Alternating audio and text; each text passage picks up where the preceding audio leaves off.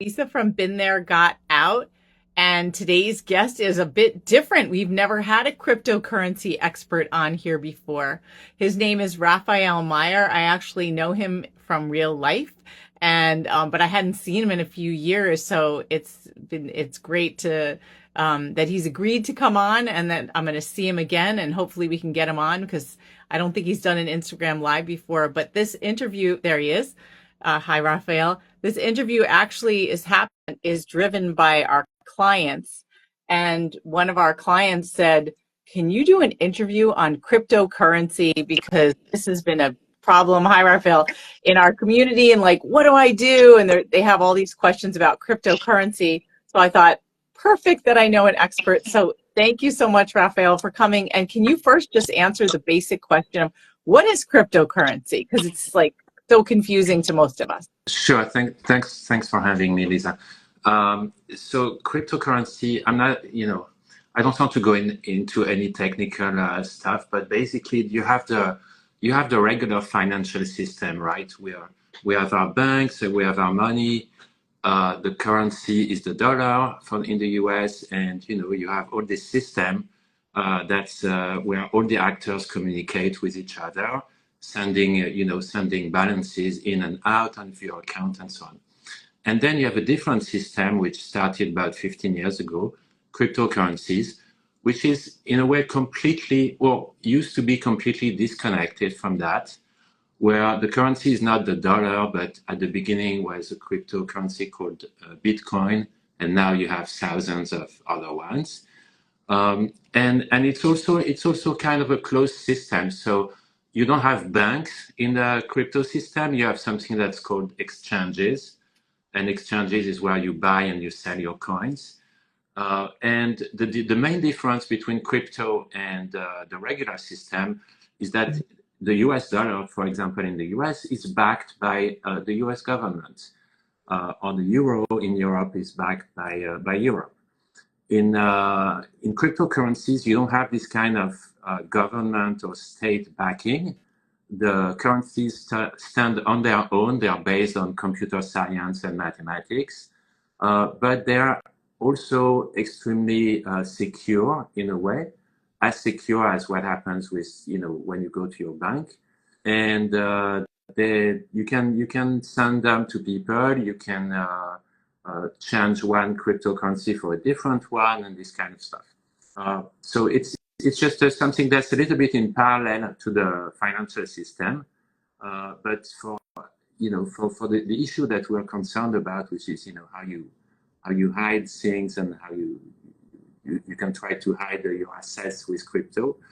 I think the main thing to understand is that it doesn't. There are common points. There are points of intersection between the two systems, because if you have crypto at some point in your life, that means you bought it in the past, and so you use whatever currency, let's say your dollars, to buy them, to exchange them for, say, bitcoins or Ethereum or another coin. And so there's a lot of these points, and that's kind of the traces where you can you can see whether someone is actually using crypto or not. So crypto is money. It's an asset. It's money. It's definitely money. It has again, without going into technicalities, it has some of the characteristics of money, and others it doesn't really have. Money is supposed to be stable. We know that's not true of all the currencies in the world. Some are very unstable. There's countries where inflation is raging, and your money is your money today could be worth nothing tomorrow. But in the US, we have a pretty stable currency system, and crypto is the same with just more volatility, more ups and downs, because it's also a much smaller universe than, say, the regular financial system.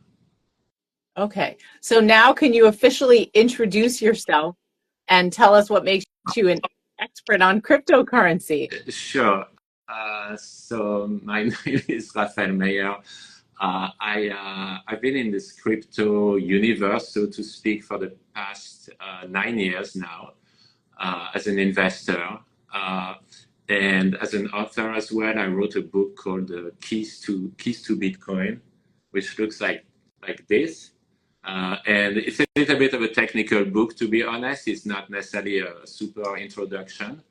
Uh, but yeah, I've been in this system, and my background is in computer science, and that's actually how I came into getting to know this crypto thing. So Yeah. that's about me. Okay. Good. So you know what I do, Raphael, and you know our clients are all dealing with extreme divorce and post-judgment situations.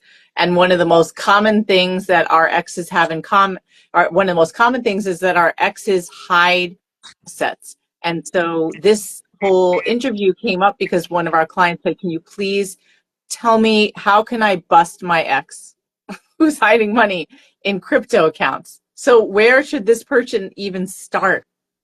Yeah, I mean it's a very good question, obviously, and it also depends.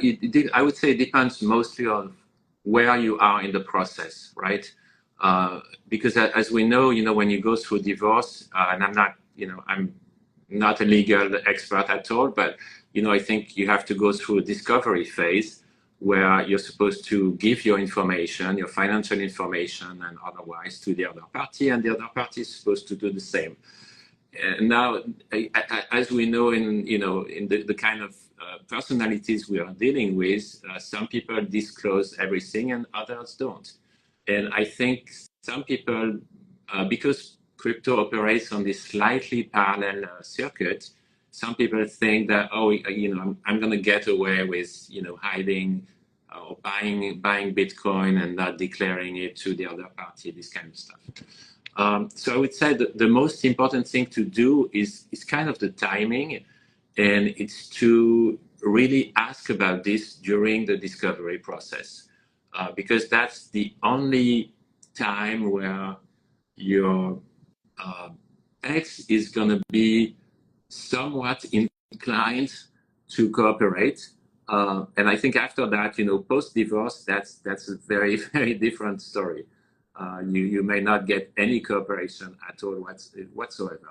So I think during the discovery process, it's very important, whether you're doing things yourself or you have an attorney, to make sure that to ask about cryptocurrency holdings, to look, I was talking about these points of contacts between the two systems.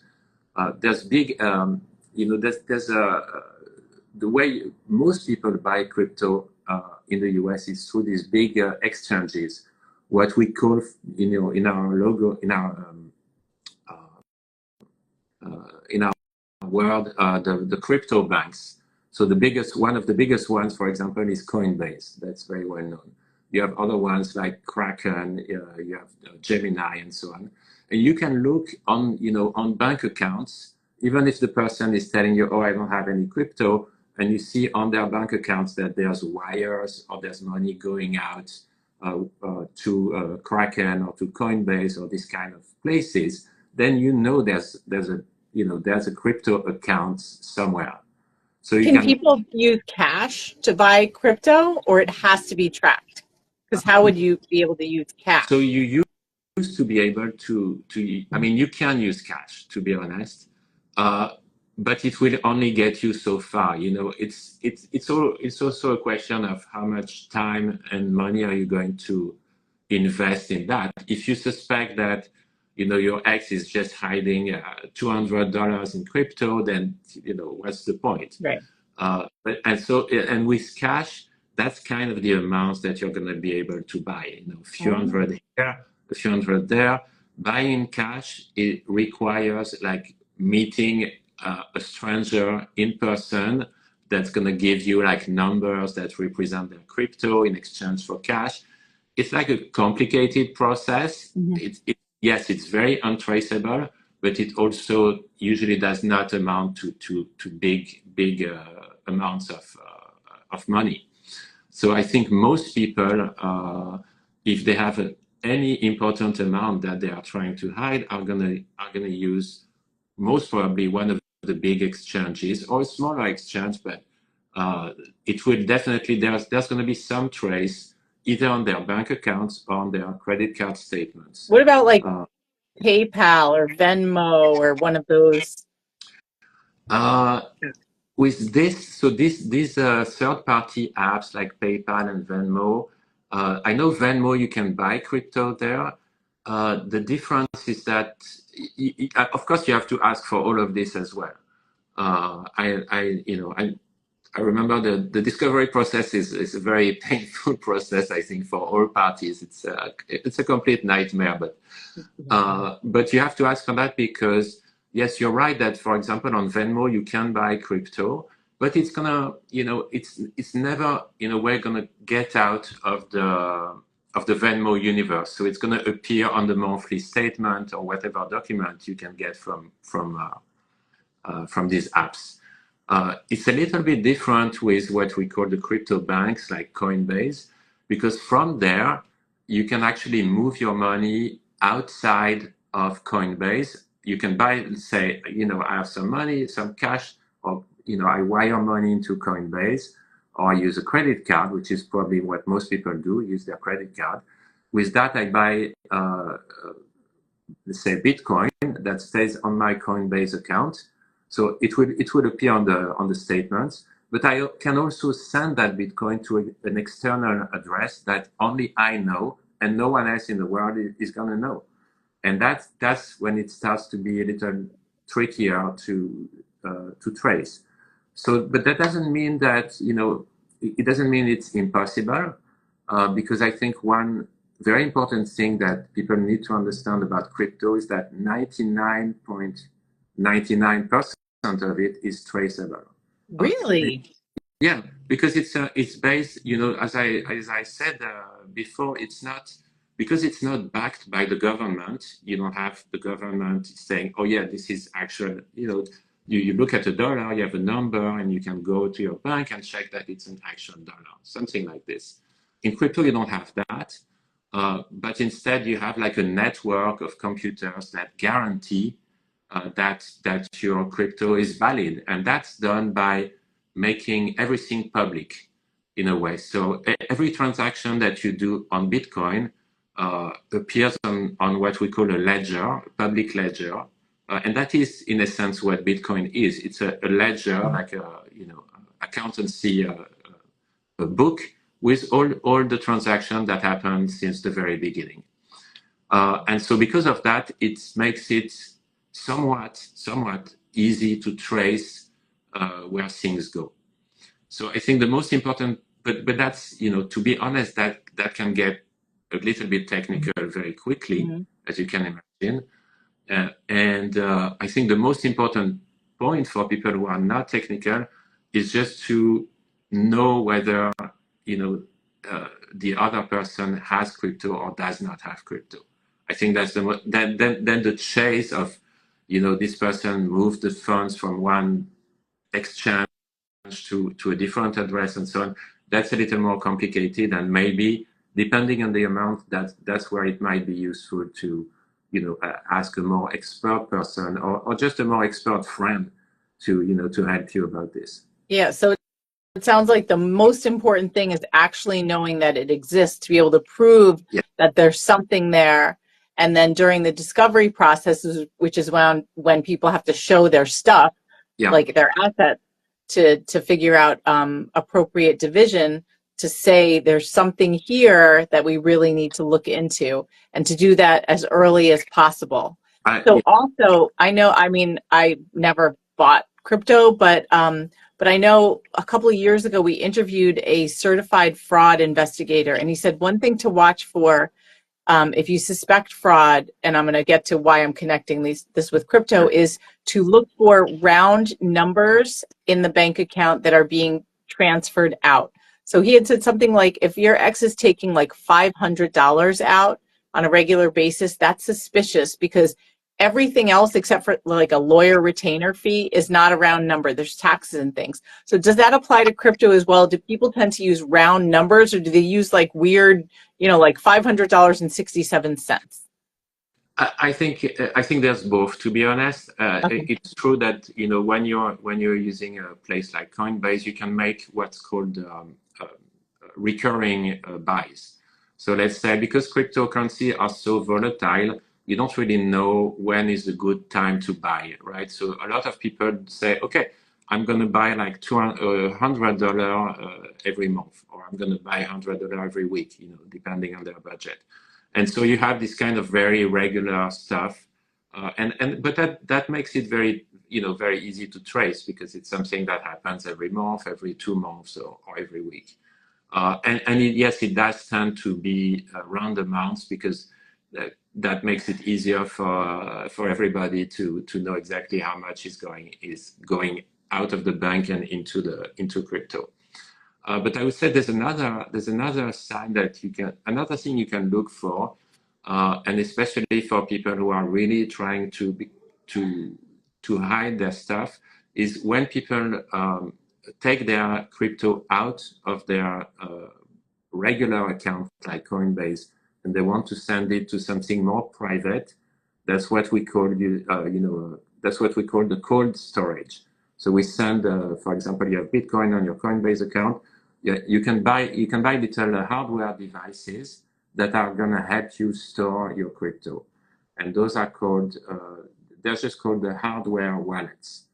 And that's the kind of stuff that you need to buy as well. You usually only buy that online, and you have a few. You just have a few big companies. The biggest one is called Trezor.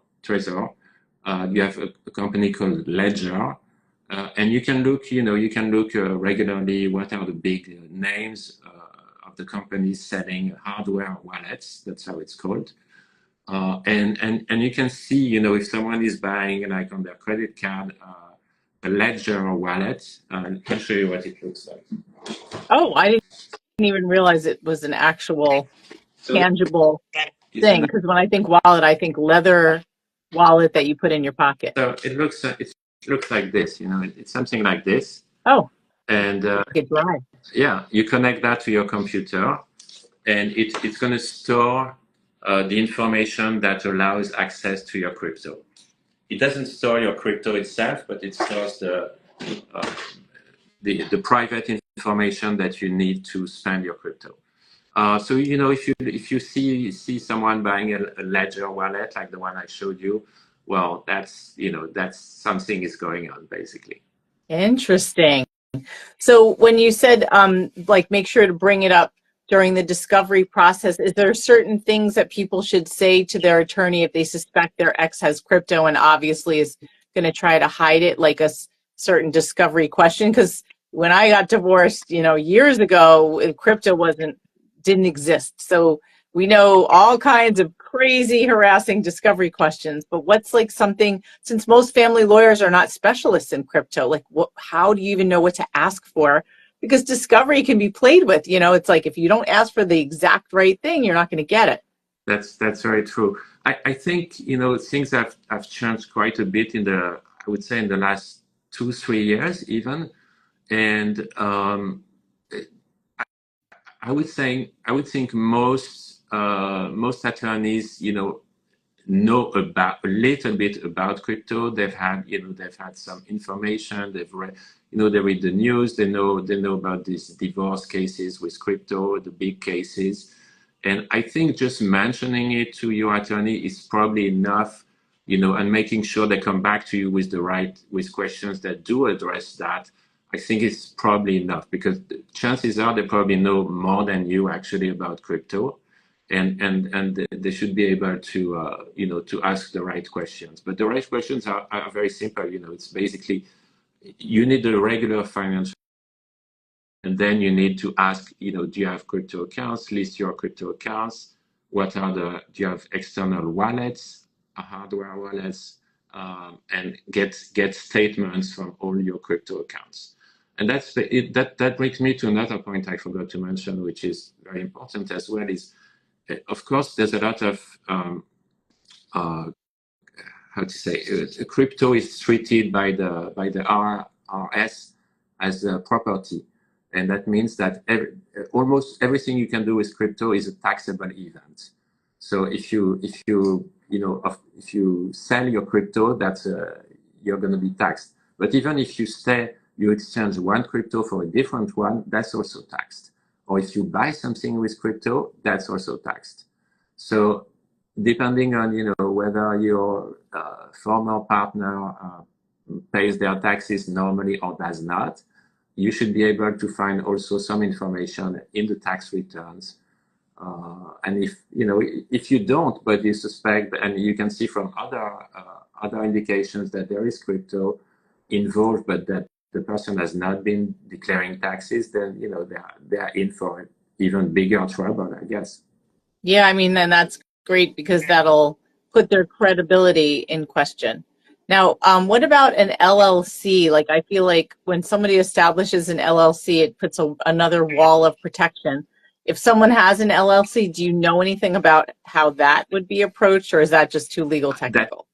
that's a little bit legal for me, but I can tell you one thing is that I myself, during my divorce, I was, have a, I'm a sort of a partner in a company abroad. Yeah, I'm from France, as you can hear, and I know that the discovery, in my case, involved getting quite a bit of document from that company, and basically, I think, there was nothing special to hide, but I think that the other party's attorney was, really free to ask any kind of document they wanted from that. So I don't, again, I'm not an expert at all on these questions, but I don't think that the protection is as good as people would think. Well, that's good to hear, especially for us.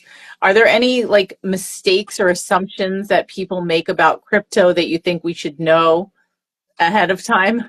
Yeah, I mean, one thing there's two things that are very much correlated. One is that, it's not because someone only bought like $200 of crypto 5 years ago that they don't have any money in it. Yeah. Because as we know, the prices are very can be very crazy, and you could have bought something 2 years ago or 5 years ago that was $200 that's worth like 20,000 today, or it could be worth nothing. So it's very Wow. hard to relate. It's not like a regular investment where, if you buy stocks or if you buy like a basket of stocks, you think, okay, it can go like to 50% or it can go to 200%, but it's not gonna go like to zero probably, and it's not gonna be 100 times either. With crypto, it's quite a different thing, and you can make investments that are going to be very, very good, and other ones that are going to be terrible. And it's kind of hard to judge the current value just looking at how much people bought.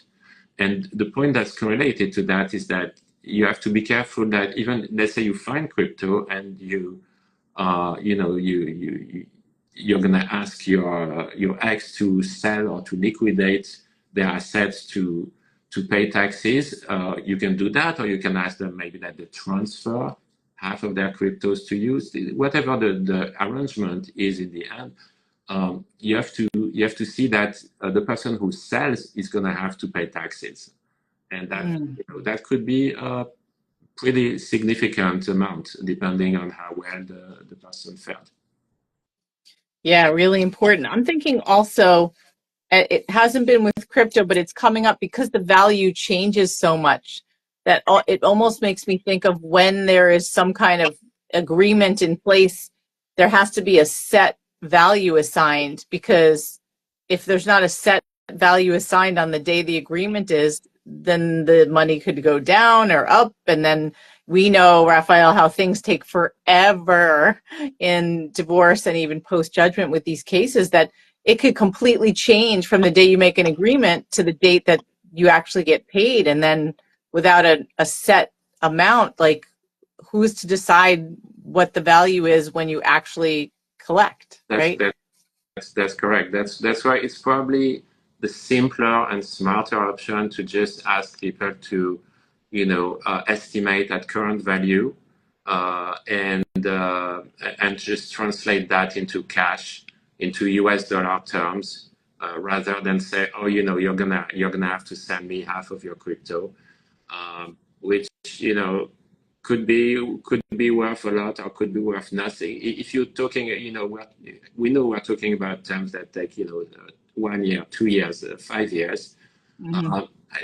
Absolutely no one knows what the value of any crypto coin will be 5 years from now. That's an eternity in the crypto world. Absolutely impossible to know. So yeah, I think it's a good point to maybe state everything in US dollars, and try to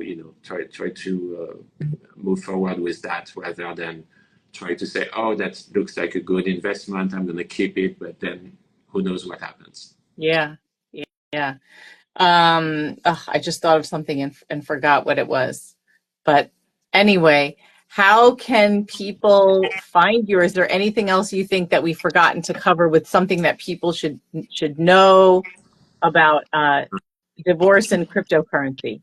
I think I can't think of anything right now. Um, Oh, I know. But okay, I yeah, just remembered. go ahead. What do you think of crypto hunters? Have you heard of crypto hunters? How effective are crypto hunters? I think they can be very good. I think they can be very good. I think it's What's their background? How does one choose a crypto hunter?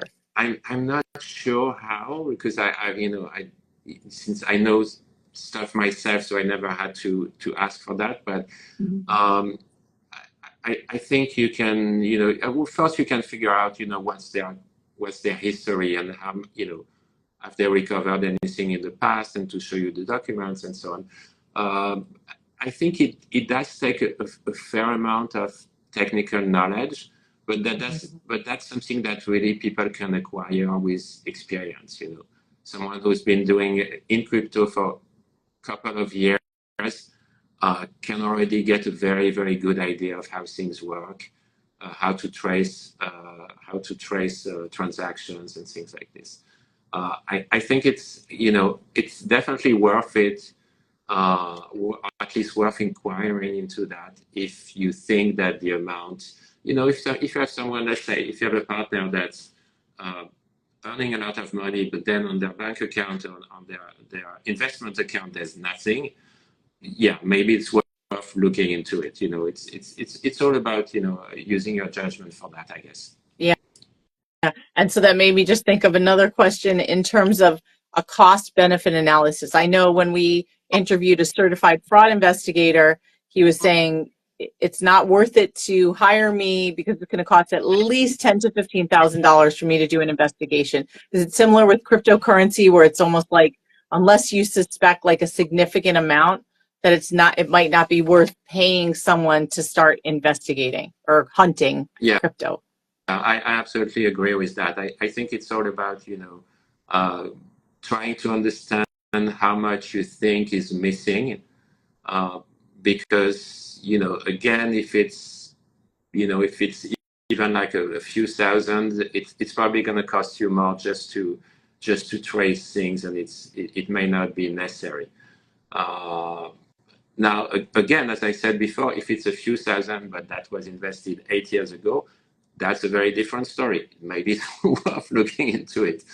Uh, but yeah, I think you have to use a sense of what the amount could be, and Mhm. then you can decide. I'm pretty sure, I don't know what the prices are, but I know that it takes time to do these things properly. Mhm. And so I think, people are probably not, it's probably not as expensive as attorneys, I would hope. Wow. As, Nice. or I don't know if there's some people that can work on depending on how much they get back, or if it's just an hourly job. I'm not sure. But it's definitely definitely a real job. There's no doubt about it. Yeah. So if there's a significant amount, I think it's definitely worth it. Wow. Great. All right. Well, thank you so much for talking to me about this. I've learned a lot. I've met with people like one person in particular, a networking group about what is crypto. I didn't even understand it, but now I feel like I do understand it with the whole ledger thing, and I didn't realize that so much of it was public. Yeah. Is there, you want to flash your book on screen? And I don't know if people should talk to you, like, do you want people to call you to talk about this, or are you doing anything with crypto that you could help people, or is this just a favor to me to It's talk? basically a favor to you, Lisa.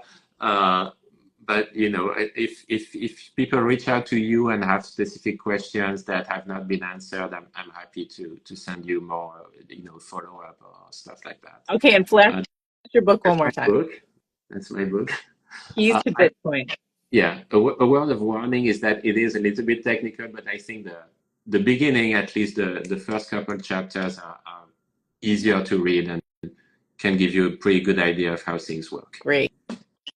All right. Well, thank you so much, Raphael, and it was so much fun to see you again. You're welcome. Very nice to talk to you, Lisa. Okay. Bye bye. Take care. Bye bye. Bye.